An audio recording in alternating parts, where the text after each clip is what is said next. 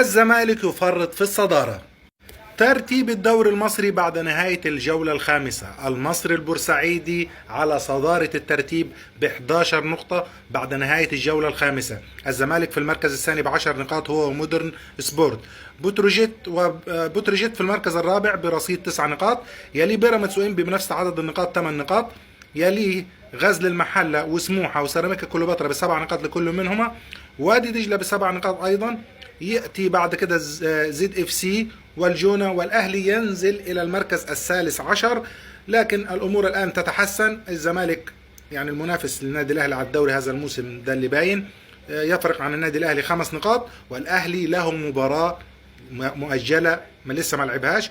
فيعني لو الأمور مشت زي ما هي كده يعني هيكون الفارق نقطتين.